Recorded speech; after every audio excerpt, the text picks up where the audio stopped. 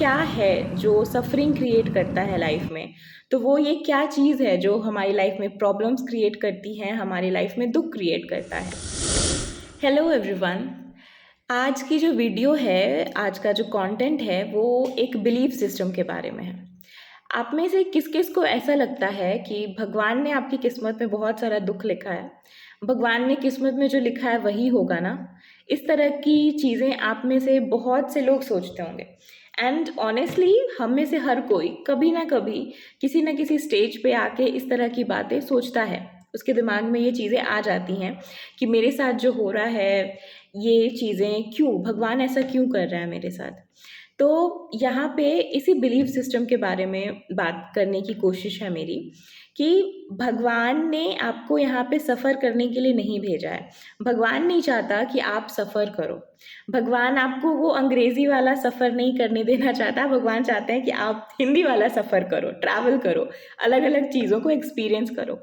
तो अगर उनकी डिज़ायर नहीं है कि आप सफ़र करो, वो चाहते हैं कि आपकी लाइफ़ में खुशियाँ आएँ, आप अच्छे से अपने जीवन को, ये जो एक्सपीरियंस लेने आए हो, उस चीज़ को आप बहुत अच्छे से लो। तो ये क्या है जो सफ़रिंग क्रिएट करता है लाइफ में? तो वो ये क्या चीज़ है जो हमारी लाइफ में प्रॉब्लम्स क्रिएट करती है, हमारी लाइफ में दुःख क्रिएट करता है? तो इसका बहुत ही सिंपल सा आंसर है, ये हमारे अपने कर्माज़ होते हैं। हम जिस तरह के एक्शंस लेते हैं, जिस तरह के काम करते हैं अपनी डेली लाइव्स में, वो डिसाइड करती हैं कि हमको आगे जाके क्या मिलने वाला है। फॉर एग्ज़ाम्पल, आपने अगर आज हेल्दी खाना खाया, तो चांसेस है कि आपका पेट हेल्दी रहेगा अगले दिन। बट अगर आपने कोई अनहेल्दी खाना खा लिया, तो चांसेस है कि आपका पेट खराब भी हो सकता है। तो इसमें भगवान ने क्या किया? क्या खाना खाना है, क्या नहीं खाना है, ये तो आपकी चॉइस थी ना। तो अब अगर अगले दिन अगर आप चलो अपनी चॉइस बदल भी लेते हो, आपने कहा कि ठीक है, कल खराब खाने से मेरा पेट खराब हो गया था, तो आज मैं हेल्दी खा लेता हूँ। पर कल खराब खाने से जो कॉन्सिक्वेंस हुआ आपकी बॉडी में, उसका कुछ तो हिस्सा आपको कॉन्सिक्वेंस तो झेलना पड़ेगा ना, अनटिल अनलेस आपने जो नई पैटर्न, नया फूड जो अपनी बॉडी को दिया है, वो अपना असर दिखाना शुरू करे। वो उस पुराने वाले इफ़ेक्ट को कट डाउन करे, उसको बैलेंस कर पाए। तो उसी तरीके से हमारे कर्मास के साथ भी होता है।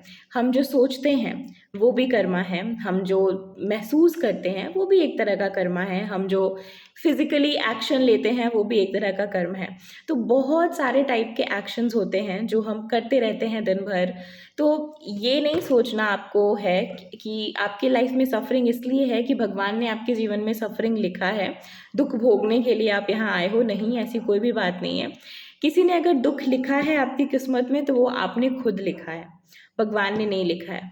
उन्होंने आपको एक क्लीन स्लेट के साथ भेजा है, और बार-बार आपको ये अपॉर्च्युनिटी भी दी जाती है कि आप जो लिखते आ रहे हो अपने स्लेट पे, उस चीज़ को चेंज करो, वहाँ पे कुछ और लिखो।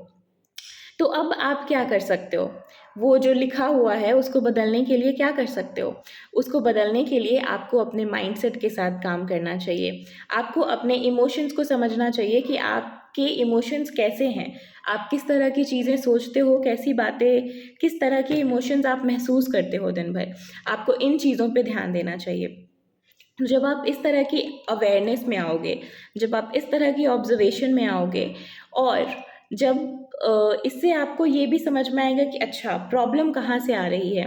आप जब अपने सबकॉन्शियस माइंड को कॉन्शियसली या अलग-अलग प्रोसेसेस के through, for example therapy, healing, इन सारी चीज़ों के थ्रू जब चेंज करने की कोशिश करोगे, रीवायर करने की कोशिश करोगे, तब आप अपने कर्मास को चेंज करोगे। और जैसे-जैसे आपके वो कर्मास चेंज होंगे, जैसे-जैसे आपके वो पैटर्न्स चेंज होंगे, आपकी लाइफ से दुःख और सफ़रिंग भी निकलना शुरू हो जाएँगी, और नई-नई चीज़ें आना शुरू हो जाएँगी। फॉर एग्ज़ाम्पल, कई बार लोगों को ये लगता है कि हम एक्शन तो ले रहे हैं, पर उसका रिज़ल्ट क्यों नहीं दिख रहा? तो अगेन रिमाइंड योरसेल्फ, खाने वाला एग्ज़ाम्पल, कि पहले जो से जो भरा है, वो तो निकलेगा ना, वो कचरा तो जाएगा, उसके बाद ही तो आगे की चीज़ें असर दिखाएँगी।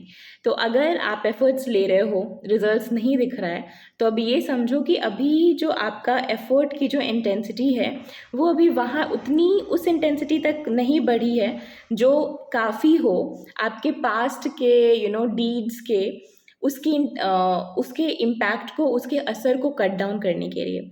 तो it is all a sign कि आप अपनी मेहनत को बढ़ाओ, अपने एफर्ट्स को बढ़ाओ, और you know don't give up on your self, don't give up on making your life much happier. So thank you, बहुत बहुत शुक्रिया आपका ये कंटेंट सुनने के लिए, इसको अगर आप यहाँ तक हो, एंड इन केस आप और डीपली समझना चाहते हो चीज़ों को अपनी लाइफ में, और डीपली अगर कुछ आपकी लाइफ में कन्फ्यूजन्स हैं, कुछ पैटर्न्स हैं, कुछ चीज़ें हैं जिनको आप बदलना चाहोगे, तो feel free to connect with me.